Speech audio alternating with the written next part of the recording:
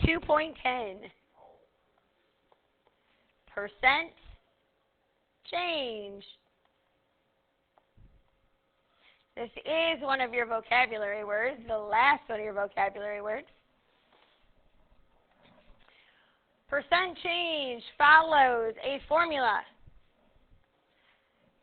But what it actually means is the amount or the percent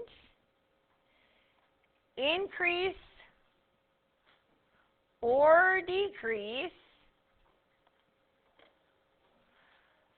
of a set data. So when I say data, it might be like the increase in population or the decrease in population. It might be the increase in homework assignments or decrease in homework assignments. Whatever it is, data we're talking about, if it increases or decreases, that's what we're looking for. Now the formula is this. Do the absolute value of the original amount minus the new amount, that's all in the absolute value, divided by the original, then we times by 100 to make it a percent. Now, we are going to have to talk about whether something is increasing or decreasing. So instead of making you write out that word today, if it is increasing, after you write the percent, I just want you to put an arrow pointing up. If it is decreasing, I bet you can probably guess, put an arrow pointing down. All right? Here we go. Example number 1. This is what you are doing for 8 through 15. Tell whether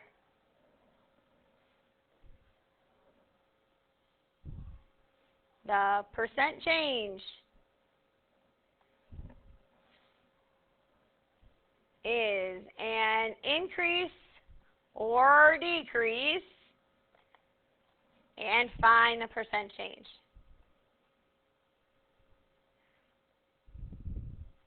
All right. So it's going to look like this in your homework. It's going to first say the original amount. And the original might be, we're going to do an easy one, 12. And maybe the new amount is 18. So you can already see, to get from the original to the new, is this going to be an increase or a decrease? An increase, absolutely. So we know we've got to put an arrow pointing up when we're all done.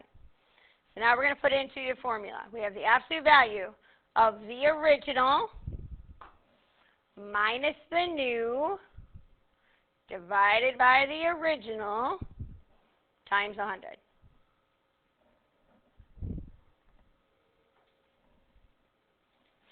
So 12 minus 18 is technically negative 6, but the absolute value of negative 6 makes that positive 6. So we have 6 divided by 12, which is 0.5, right? Everybody with me? Okay. And then we go times 100 equals 50% increase. That's it.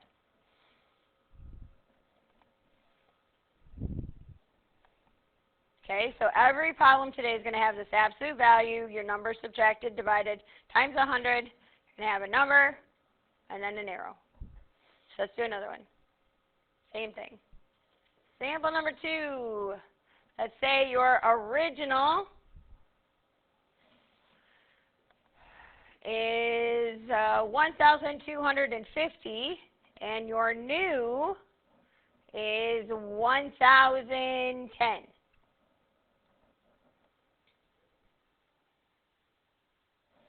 So is this going to be an increase or a decrease? Decrease. Good. So we already know that. Now we got to put in our formula. We have the absolute value of 1,250 minus 1,010 divided by the original 1,250 times 100. So you have to grab your calculator. 1,250 minus 10. Good. Cross that out. Put 240. And we take, in your calculator, 240 divided by 1,250. Good. So 0.192 times 100. Good. 19.2% decrease.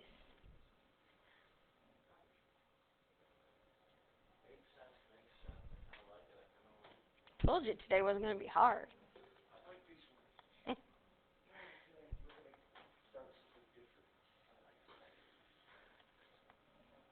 Sample number 3.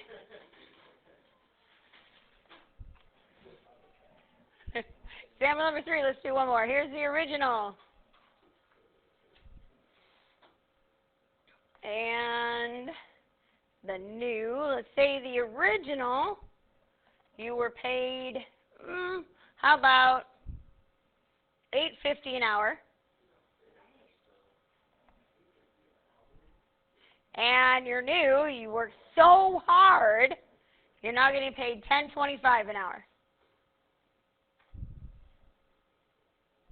So first of all, did you get an increase in pay? Yeah. All right. So we have the absolute value of 8.50 minus 10.25 over the original, which is 8.50. We got times by 100. So 850 minus 10.25. Correct. So this is 1.75. And then we got to divide.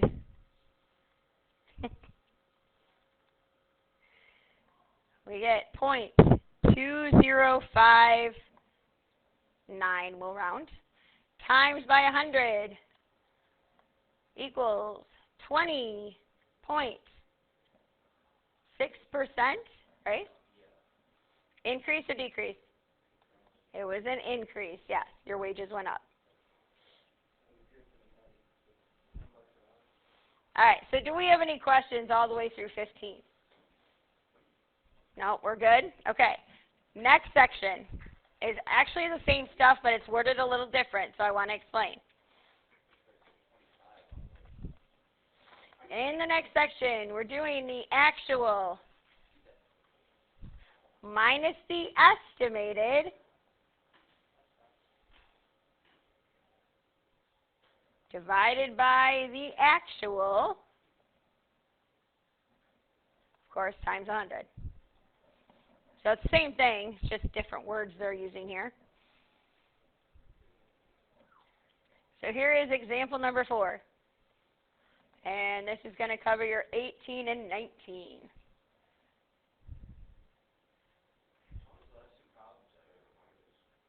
Well, that's the whole point. You're practicing them, getting a little tougher and a little tougher. Yeah, so actually the first section actually went all the way through 17. I missed a couple. So the first one went all the way from 8 to 17. Yeah. And then this example does 18 and 19. I'm going to do one more example to cover the last couple. We'll be done. All right. So you estimate that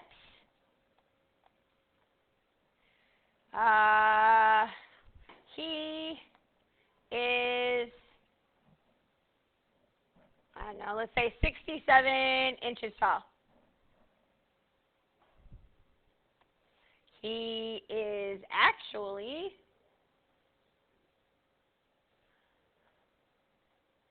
let's say 69 inches. All right, and then it will ask, what is the percent error? Find percent error. All right. So we take the actual. The actual is 69 inches. So 69 minus. Good. Divided by the actual, which is 69. And then we're going to times by 100.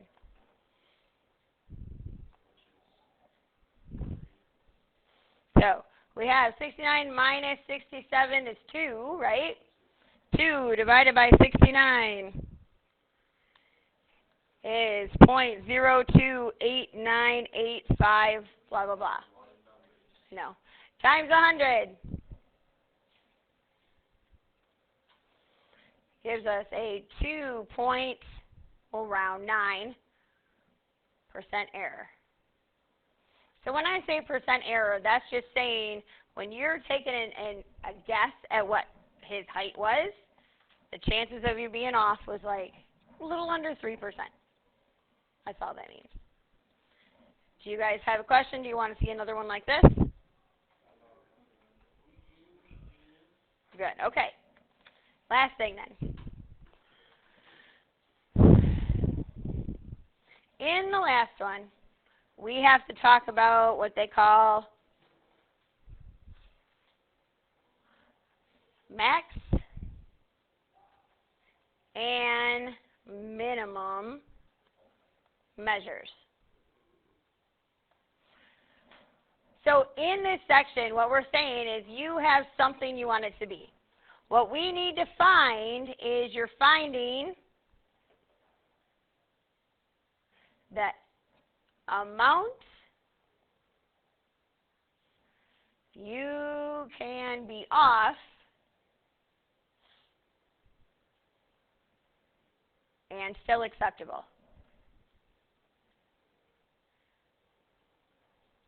So, for example, sometimes in a factory, right, they're making parts, and so then they go through this process of where they're checking the part to make sure it's good, and if it's within a tenth of an inch or whatever, it's still acceptable.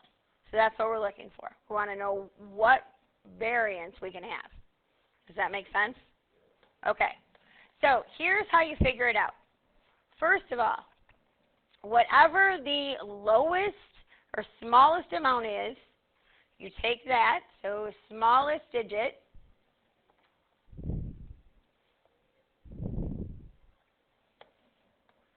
you take that value,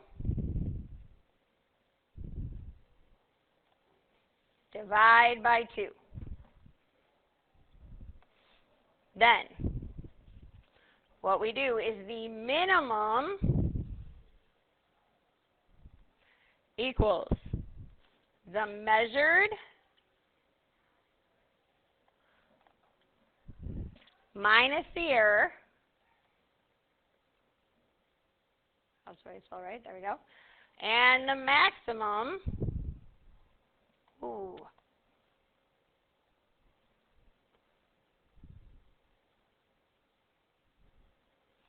is the measured amount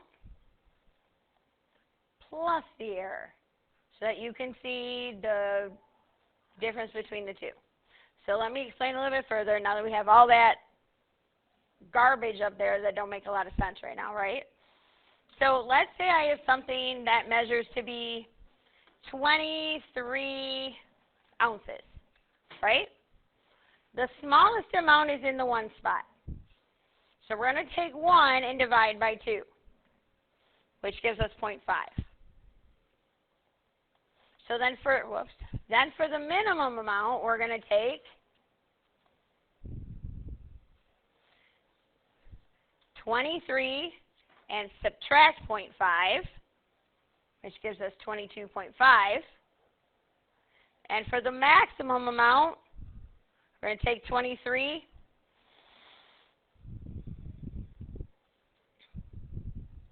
and add 0.5. So we get 23.5. So it's acceptable anywhere from 22.5 to 23.5. Okay, so let me say it again. This is in the 1 spot, right? So I took a 1, and I divide it by 2. Okay? Let's say you have something that is, I don't know, 12.3.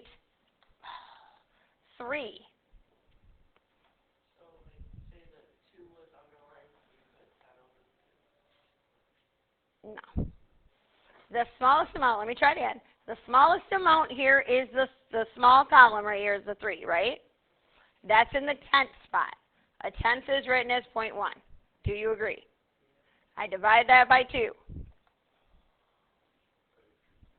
0.1 divided by 2 is 0.05.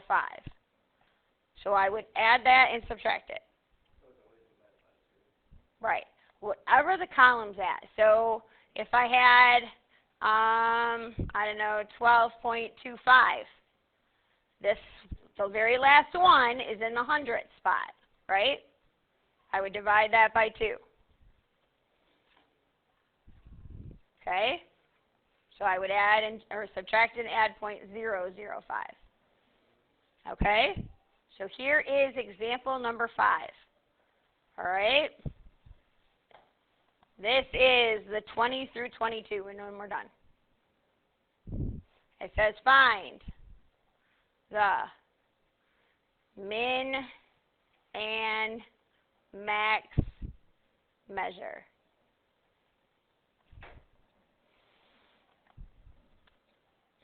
All right. And eagle egg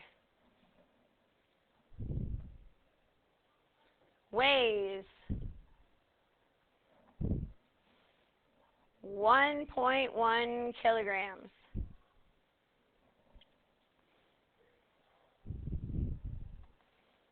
Find the min and max. All right, so 1.1, that last number all the way to the right is in the 10th spot, right? So you have 0.1 divided by 2 equals 0.05. So I'm going to take that number and first subtract it from the 1.1, and then I'm going to add it to 1.1. So I have my minimum equals 1.1 minus 0.05,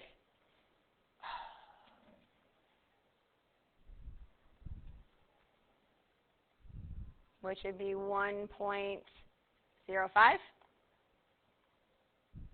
maybe. Yeah. And the maximum, you take your 1.1 and add 0.05. So you get 1.15. That's all you have to do.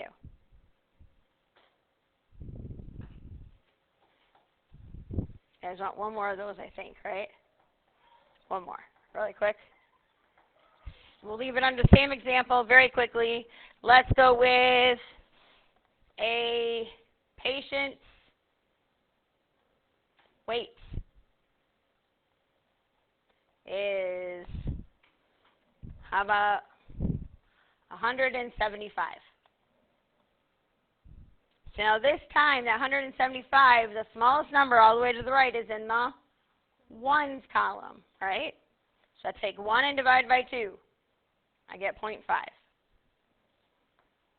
So my minimum is 175 minus 0.5, which is 174.5. And my maximum is 175 plus 0.5, which is 175.5. Any questions on those last 3 problems? No? Okay. So the first one should be super easy. It's just plug it in your calculator, times by 100, and then put an arrow up or down.